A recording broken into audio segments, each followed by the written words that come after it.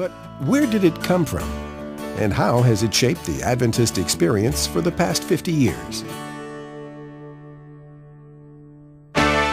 Where were you in 1953? Were you one of those baby boomers arriving in the world every 8 seconds? Were you coming home from the Korean War? Were you a Dodgers fan? Did you take the family's new Pontiac to the drive-in movies?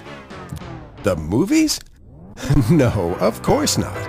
Seventh-day Adventists had better things to do. They went to international youth congresses. They learned to march in Pathfinders. And they read the youth's instructor. The instructor was 101 years old. It didn't have much for juniors, and soon juniors would be everywhere. Church leaders pushed for a new magazine. Once that was voted, choosing the editor was easy.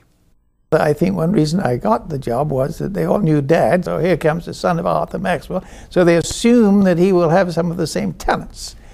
And since nothing had been done up to that point to prove it or disprove it, why, they asked me to do it. News of the journal broke with the announcement of a contest. Who could come up with a name?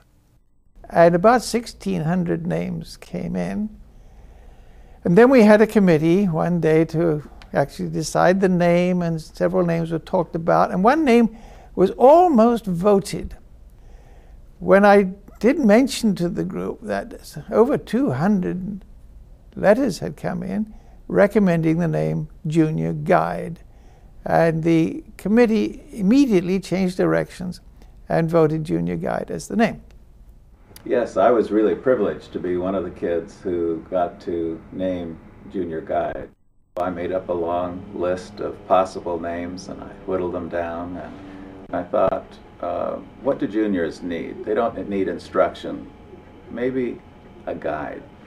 We are sort of people who like to go on hikes and go through the forest, and what we need in life is a guide.